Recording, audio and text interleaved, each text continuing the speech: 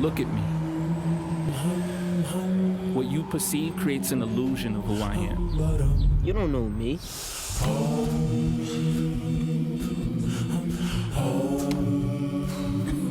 You don't know me. These arms hold the weight of my ambition. These hands craft efficiency. I build machines that gather light and give energy to my needs. Solar panels that power to make our future green.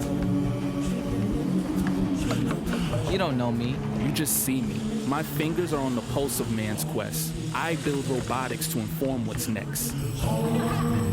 In these innovations lie our success. You don't know me. I will belong to no limits. I code, I build, I create, I make. You don't know me. You don't know me. You don't know me. But you will.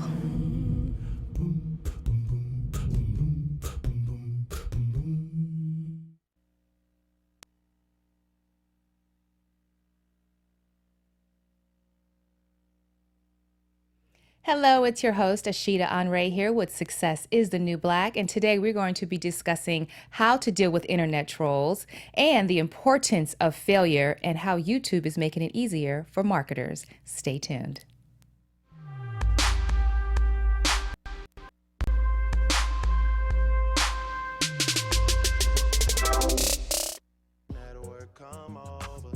We just need to slow the motion. Don't get out of the way to know. This is a perfect intro for me. I was about to say it's wrong way to start. Wrong way But to start. for me, it's the right way to start. Hello, everybody. Happy Sunday. I am your host, Ashida Onrae, and with me, I have my co-host, Tara Johnson. Trying to hold it together. It's me, Tara. Perfect start. So we have an amazing show for you today, and we're going to be talking about some really important issues. We're talking about the importance of failure. We're talking about how to deal with internet trolls, and mostly we're talking about YouTube, which we are on. Yeah. And how to connect with your marketers. And Tara Johnson, my beautiful co-host here. Well, thank you. You're welcome. Is going to start with the news rundown. Yeah, this was an exciting week in news technology-wise. And so I don't know if you've heard by now, but if you have a Samsung Galaxy Note 7 phone, be very careful because there have been about 100 reported fires with these phones injuring their owners. And so Samsung has decided to halt production altogether. They're recalling over 2 million of these phones, and they're thinking that this recall is going to cost $5.3 billion, and it may go down in history as the most costly technological failure in the tech industry. So it's ironic that we're going to also talk about the importance of failure. So Samsung, Yes. unfortunately, may want to listen. But what's also happening is because of the dangers in the phone, other industries are taking note. So the FAA has now banned all these phones from being on any flights. And there's also all of the American airlines, but also several international airlines. So if you're going to fly and you have this phone, you really need to check it out, because if they find you with the phone at the airline, they can stop you from getting on your flight. And if they find that you sneak the phone onto the flight, there could be penalties, criminal prosecution, or fines involved, because now this is a prohibited material, like that's on that hazardous list. So like when you go to the airport and you see all those different signs that say, do you have any of this in your suitcase? Mm-hmm. Don't be surprised if you see a picture of a Samsung Galaxy Note 7 on that list, because it's now prohibited to be on flight. So be careful. Follow and look up Samsung on their website, because they have like the entire recall procedure. But this one could really be a big blunder for Samsung. I agree. This is epic fail like Chipotle. Oh my gosh. Yeah, definitely. Right? Yeah, this could change Samsung completely. A $5.3 billion recall is definitely something that will turn your balance sheet upside down. Right. And not to mention, I guarantee that all the other makers, iPhone, Verizon, T-Mobile, LG, all of these other brands are taking note as well. Of course. But the issue is, how did it start? Yeah, and what did they miss? What did they not see when they were testing these phones? Were they just trying to produce them so fast that they weren't paying attention? The food industry is like that as well when you get these recalls. You just run things. I mean, the iPhone, I can't even, what is it, iPhone 27 now? I don't even know. Right. But, 69. Once Apple announced they're going to come out with the new, with the new iPhone, that turns the industries upside down. And Samsung is probably, I think, and I could be wrong, and if I am, you guys will correct me, but Samsung's probably like number 2 in that kind of smartphone industry. Yeah. So as soon as Apple comes out with something, Samsung is right there trying to do it also. And Absolutely. so I don't know. There haven't been any reports yet from anyone in their C-suite or any executives announcing really what the cause of the problem is.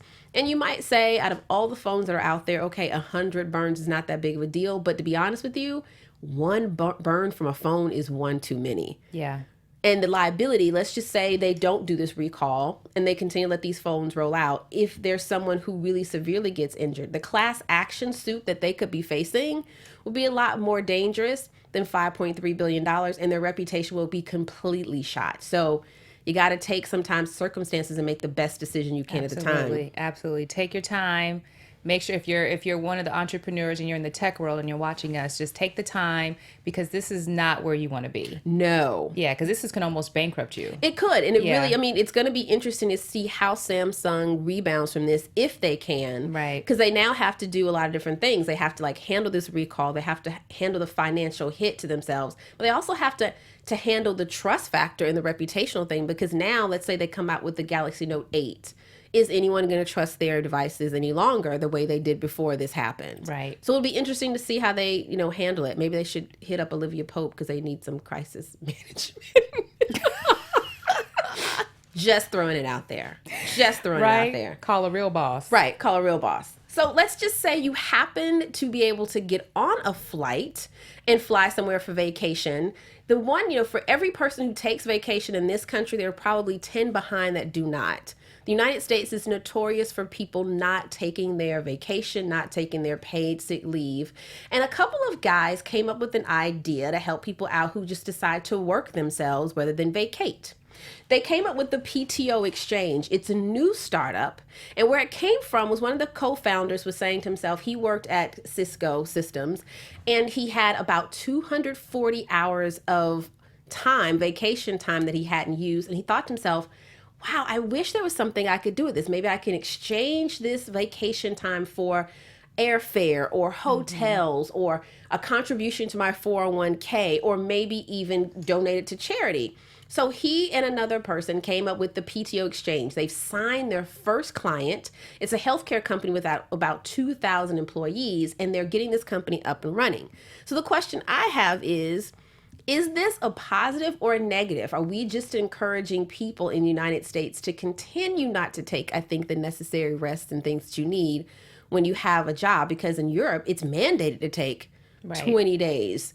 Some other countries have 30 mandated vacation days. In the U.S., they'll let you work yourself to the bone. So what do you think? Do you think this is a positive or a negative? I get why people don't take vacation days. I understand why, because you come back to a gazillion emails. True. And you come back to a whole bunch of work, and you're stressed out, you're frustrated, and you're just like, oh, this is why I don't take vacation. This is what people actually say, right, the reason why they don't take vacation. However, I do believe that people need to take vacation because you reset yourself. You definitely do. And when you reset yourself, you come back, you're refreshed, you're ready to go. So I think what happens is, depending on the line of field that you're in, especially our entrepreneurial audience, it's really hard to turn off. Definitely. And it's hard to trust someone to be able to say, hey, you know what? I'm going to go and take a vacation. You handle everything while I'm out. Because to really take a vacation and to really be able to let go and be refreshed, you have to disconnect. You have to disconnect from your emails. You got to disconnect from your phone. You got to disconnect from social media, unless you're posting about how a fabulous time you're having. But yes, I get why people don't take it off, but I get why it's so important for Europe to mandate it, that you absolutely have to take it. So it's a juggle. It's a fine line between the two. Yeah, Todd Lucas is one of the co-founders, and what he was saying was they're putting this startup out there to meet people where they are. There are some people who have families and who just believe in always taking vacations, and if that's what you have, that's fine. But for a lot of companies, if you accumulate a certain amount of vacation, there's one of two things you can do. You can take a month off of vacation. I remember growing up, my dad never took vacation, and he kept all of his vacation to the end of the year. So he would take off every year from Thanksgiving to New Year. year. And that's the best time That's the because best it's time. closed. Right, Yeah. everything's closed. So he would take those last like 6 weeks every single year, and if he didn't, he would lose that time when the year rolled over. So for a lot of people in their companies, is either take huge chunks of time off, which a lot of times your job or your boss and that kind of thing can't handle that, or you have to quit because if you don't use it, you lose it. So they're saying that this company is not, trying to speak and trying to make people work harder. It's just giving people options for what they want to do. One of the other great features about the PTO Exchange is not only can you take your vacation time and donate it to charitable donations, you can also donate it to colleagues who may have health issues, who may need some extra time. I love that. So there's a lot of different things, and it just gives people options as to what they can do. So they're starting with one client. We'll have to watch and see if this rolls out on a global basis. I absolutely love that. Yeah, it's a very interesting Can concept. you get a tax write-off with that too? Hey, man. I'm giving my time. Does that mean that you could knock off some dollars? You never know. You never absolutely know. We were talking before about competition. We were talking about Apple and Samsung. Well, there seems to be another two big retail giants out there battling it out. Walmart. If you're familiar with Walmart, you can always go to the brick and mortar Walmart stores, but Walmart is starting to dip their toes into the online grocery shopping business, where you can now order your groceries online at Walmart and they will pick them for you, and you can just drive through and pick up your produce. Well, that sounds a lot like a feature that Amazon has rolled out. So Amazon is, there's speculation right now that Amazon is thinking, if you're going to dip your toe in my pond, we're going to dip our toe in your pond. So it's being rumored out there that Amazon is thinking about opening some brick and mortar stores of their own, small convenience stores where you can pick up milk and other convenience items. And again, you can order them on your smartphone, drive through and pick them up just like you would do at Walmart or anything else. All the Amazon spokespeople, no one's come out and said anything. They're like, oh, we're not going to speculate about anything in the future. But because Walmart has come out with this online shopping feature and having some success with it, we'll have to wait and see what Amazon's going to do. Competition will make you do crazy things. It sure does. Crazy insane. thing. Yeah, so we will see. Can you imagine having an Amazon store?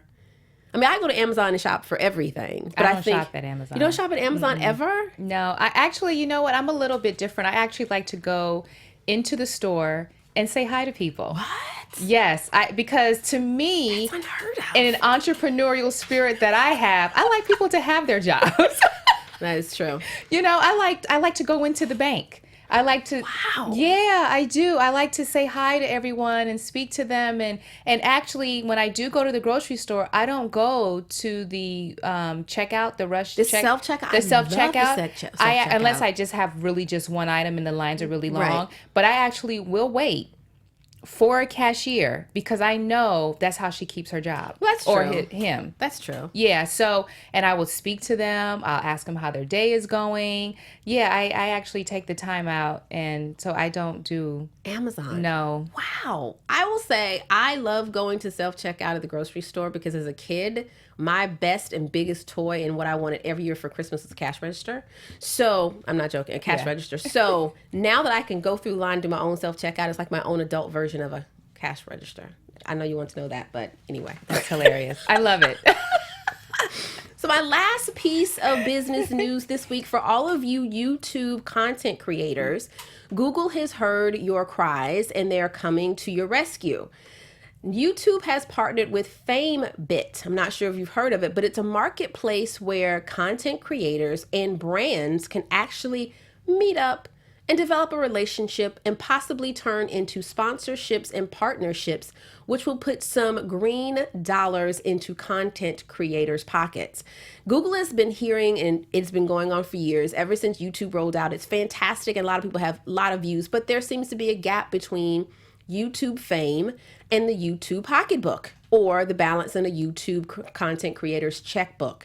So Google is hoping that this partnership with FameBit will help actually bridge that gap and allow people with maybe possibly less than a million viewers and that type of thing, those time of huge audiences, to still be able to reach out to brands and create some type of sponsorships and partnerships that will actually give some monetization to some of this great content that's out there. I actually logged on to FameBit before I came and will tell you, you can log on using your Facebook account, your Twitter account, your Tumblr, or your YouTube account, but you have to have 5,000 whatevers in order to register your account. So 5,000 likes or subscribers and that type of thing. And I was able to go so far as to register my show, but there's a wait list. They've received so much demand right now that there's a wait list, but they say that they're actively taking people off the wait list every single day. And so you could become an active user and hopefully make those deals out there. I love it. Get the dollars flowing. I love it. Yeah. Well, thank you, Tara. Well, thank you. You gave us some good information. I try. And here I am, going to give you some information as well. Yes. The right and wrong way to deal with internet trolls. Oh, gosh. Right? They're so prevalent. They are. And the reason why I wanted to talk about this today is because I'm seeing a lot of, people trying to deal with internet trolls. And they always say, they have this saying, the internet always wins. Really? Yes, there's a saying that the internet always wins, because a lot of times, I did a little bit of research, a lot of these on Twitter, on Instagram, on Facebook, maybe not Facebook as much, but internet trolls, they're more like bots. Okay. They're not actually real people. Really? When you look at them, they either have, they have 2 posts, they have like 50 followers. That's true. And it's not. Now, some of them are real people, but for the most part, they're not real people. And they are there and they are designed to bring you down. Designed. That's the key word. They are designed to bring you down. And as entrepreneurs, as Tara and I and myself are, and you are as our audience, you have to learn, and we had to learn this as well because, we get them all the time too. You just have to learn to ignore. And I know it's hard. I know it's frustrating, but you have to. And don't let it get under your skin. Now, the other way to be able to use it on the upside is to actually look at the criticism and see if there's any truth to it outside of the mean and the ugliness, because a lot of times I'm looking at some of the comments that people make on other social media sites, and sometimes there's truth to it. They just say it in an ugly way. Right. And because they have the power to just type and do anything because there's no repercussions to it. Social media gives like a lot of people a tremendous amount of power. They would never say these things to you in your face. They will never. So the best way, business-wise, is to just look at it and go, okay, that was a mean way to say it, but I get their point because they're being honest. And they're telling the truth about something that happened. Now, if you are in the business of serving people, like restaurants and hospitals, and, people just come out there and they'll just put anything that they want on there. Just kind of pay attention and look. And then if you have something that you want to say back to them, then just be ready to go into a war with them. And I don't think you really have the time to do that. No, and also the way I think about it is to comment on someone's negative comment about you is really giving them even a bigger platform than they started with. Than they need to. Yeah, you're just adding fuel to the fire. Whereas if you just let that fire die, it is dead and gone. It's dead and gone. So all I'm saying is dealing with internet trolls, and you know who said it best? Kevin Hart said it best, that I love so much. He said, you know what? I don't understand why you on my page hating on my stuff. I don't understand that. Right. Now, what I'm doing is fine for me, what I love to do, and showing the people that actually love me. But why are you on my page? Just unfollow. Right. Unfollow. Don't watch it. Don't see it again. Don't turn the channel. Exactly.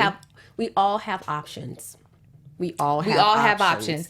But I say this, to end it on this good note, is that they're never going to go away. They're going to be a part of your daily life. And not just deal with it, but you're just going to have to embrace it and go, you know what? This is part of growing, because when you hit that level of success, people are going to hate on you. People are going to talk about you, and it's a part of it. But I say the best way to deal with it is just to ignore it and move on and keep growing and keep shining. All you can do. That's all you can do.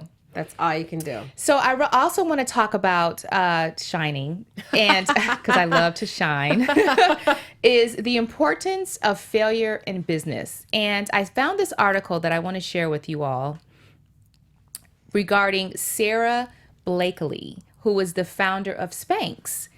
Now, she did an amazing article here that I would like to share with you, that she's talking about her dad. Now, she says that so many people don't take risk for fear of failure, which I get. I totally understand. Now, just so you guys know, she built a multi-million-dollar business on Spanx that we all love and wear. Despite next to having no knowledge about fashion design, retail, or business, she believed in an idea for shapewear company for women. She spent 2 years, $5,000 of her own money, diligently patenting the idea, finding a hosiery manufacturer, prototyping the product, and successfully pitching it to Neiman Marcus, all while she had a full-time job. So I say this to say, this is just one example of many, and Tara and I know this extremely well. Failure is real. Failure is crippling. However, I do not want you to live in fear to the point where you don't live your dream. I want you to go out there and I want you to believe in yourself so much that just take the little bit of steps you need to get to your goal. And that little bitty step might just be naming your company. That's the number one step. Then praise yourself. Have a glass of wine. Say, you know what? I did something. I did something. And then go to number 2. Take it to the LLC. If you want an LLC, sole proprietorship, however you want to do it, C Corp, S Corp, or whatever, then that's step number 2. All I'm saying is just keep moving, keep going. Do not let fear stop you, because you can read countless stories, as what I just shared with you, on how no matter if you're feeling the fear, you got to do it anyway. You got to go out there and take those steps. And this is just amazing. And she's teaching her 7-year-old son on how to handle failure. So you go out there, you got your business name, you got it registered, you're doing anything, and then boop, you hit something and you failed. Right. And you're like, oh shit, what did I just do? You know? And then for some people, they stop. For some people, it's too hard. For some people, it's devastating and crippling and they don't want to go back. Or for some, they're just embarrassed. But as Tara talked about today, look at what happened to Samsung. Right. You think they're going to stop making phones? Absolutely Do not. you think they're going to stop talking to their audience? Do you think they're going to stop not making commercials? And they're epic. This is epic failure. Yeah. Yours probably just a little small, like, okay, I made a little bit of mistake. But they're going to keep going because that's what you have to do. You got to keep going. And that's what she's teaching her 7-year-old. And that's what I want to share with you as well. Just keep going no matter if you fail. I failed. Tara has made some mistakes, you know, and we just keep going. So, and I don't think of failure as failure. I think of it as a redirection, or, you know, directing you in a different direction. Absolutely. So it's not, you know, that didn't work. Okay, if A didn't work, let's try B. Yeah. C, D. How many prototypes did Steve Jobs have when he was, you know, starting Apple, that kind of thing, you know? So everybody has to take failures, but let's just not think of them as failures. Just say, oh, let's just pivot. It's a pivot and take a different direction. It's a lesson. That's it. It's as easy as, okay, you know what? That didn't work. Let me just go ahead on to the next thing. Try something else. And try something else. So that's what I wanted to leave on you, a little bit of inspirational note while Tara broke us down on some business news rundown. And I think we hit it in the park. Hit it, and you hit it. No, wait, what kind of hit you talking about? Well, see, now what kind of you talking about? You guys know I'm talking about business. Ashida, something different. You know what I'm talking about. And those of you that know me probably know what I'm talking about as well. Thanks so much for joining us on this Sunday afternoon. And I'm Ashida Onrae. You can find me on Twitter, Facebook, and Instagram as Ashida Onrae. You can find me, Tara Johnson, on Twitter and Instagram at TJ Wagging Her Tail. Thanks so much, and we look forward to inspiring you next week.